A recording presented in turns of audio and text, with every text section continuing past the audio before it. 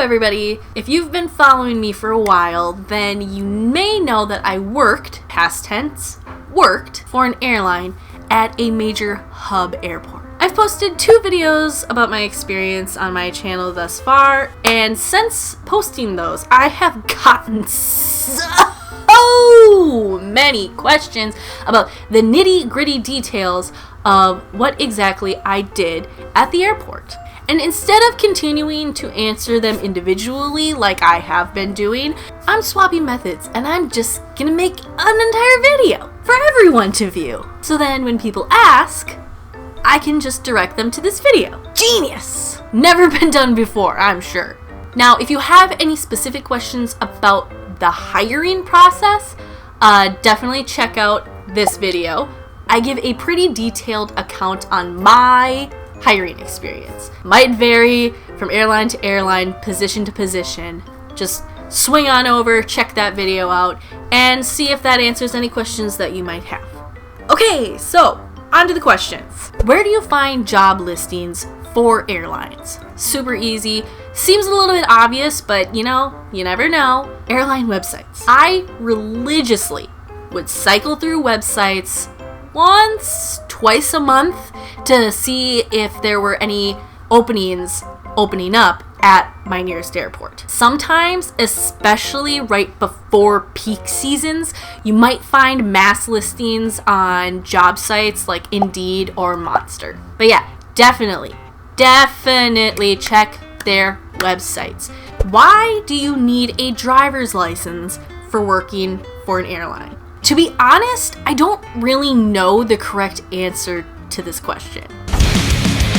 I tried so hard to Google it and came up with nothing. I even contacted one of my past supervisors. She came up with nothing. If I had to guess, it's because gate agents drive the jet bridge and ramp agents drive numerous motor vehicles for transporting and loading luggage and for pushing the aircraft away from the gate area. And again, I'm sure this requirement varies from airline to airline. It just so happens that the one I worked for and the position that I held with them required it. I also think it was a requirement for the airport that I worked in. Depending on your position, you'll be giving varying security clearance. Gate agents and ramp agents hold the highest level, and you're subjected to an extensive federal background check. And when I went in to start that process, they required to see my driver's license. TLDR, I don't really know. Sorry. How much do you make as a gate agent?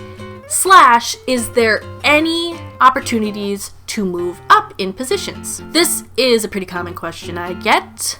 Not gonna lie, gate agents do not make a whole lot. Ramp agents make a little bit more just because their job is a little bit more strenuous and they're outside like 100% of the time. But as a gate agent, don't expect to make anything more than $15 an hour. And yes, if you are looking for career advancement, being a gate agent is the perfect opportunity. Gate agent supervisors, ours were called redcoats because they wore red coats.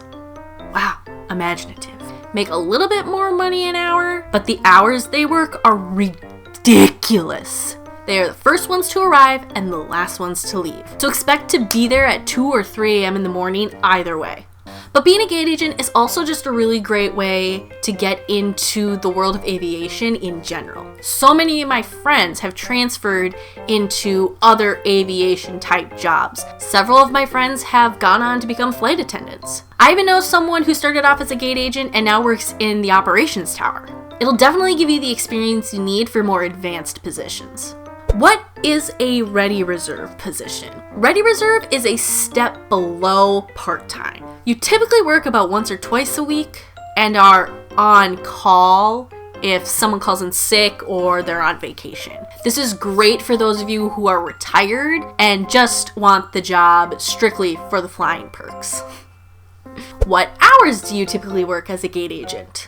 Well, This can vary as there are rotating schedules throughout the day. This also depends on the time of year and whether or not you're in a peak season. I worked a 10-hour day, 4 days a week with 3 days off in a row, which was amazing. I got super lucky. I mean, when I started off, obviously I was at the bottom of the barrel and I lucked out hardcore. I started at 5:30 a.m. and I worked until 4 o'clock p.m. Hours can also depend on what airline you work for and what airport you work for. Obviously, bigger, larger airports, especially if you work in a hub airport. A hub airport is like O'Hare in Chicago, Minneapolis in Minnesota, LAX in Los Angeles, JFK, and even LaGuardia in New York. Big airports that service a lot of international flights. That's a hub. And it just so happened that for the airline I worked for, one of their biggest hubs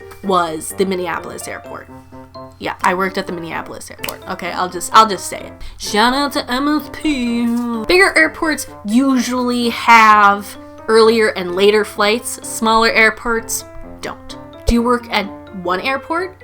And is it the airport that's closest to you? Yes and yes. Gate agents typically work at just one airport, their base, and usually you want to work at the airport that is the shortest distance from where you live. This does not apply to flight attendants. You can live in Kansas, but be based out of Chicago. Does that make sense? Usually flight attendants are based out of hubs. So how do you get to work if you don't live in Chicago? Great question. You fly. That's right. You usually will go to the nearest airport and then you will fly to Chicago for free. This is what is known as deadheading. That is how you can be based out of one city when living several states away. As a gate agent, you typically only stay at one airport unless you do what is called an assignment from home. There's like more of a technical term for it, and for whatever reason, I just can't think of it. I've been out of the game for too long. But anyway, that's when you fly to an airport that is short-staffed or just needs a little extra bit of support. But yeah, the airline usually puts you up in a hotel for the duration of however long you're at that airport, and you get a per diem that covers your meals. It's a pretty sick deal. I did it in Iowa at the Cedar Rapids airport for a short stint. I have a ramp agent friend who did it in Hawaii. That's right, he got paid to go and live in Hawaii for a month. Final question, and this is the big one. What are the flight benefits? Again, I cannot state this enough for each question. This may vary from airline to airline, and even what position you hold within that airline.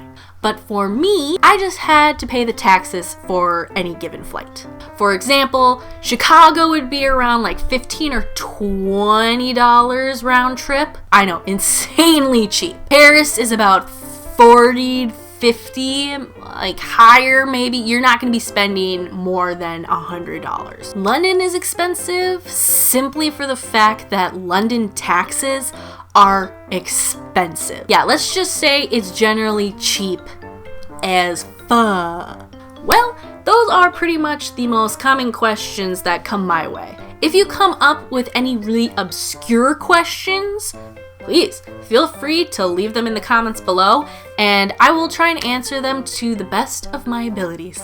And of course, if this video was at all helpful to you, give it a nice thumbs up. As long as you're down there, might as well hit that red subscribe button. For now, I'll see you in the next one.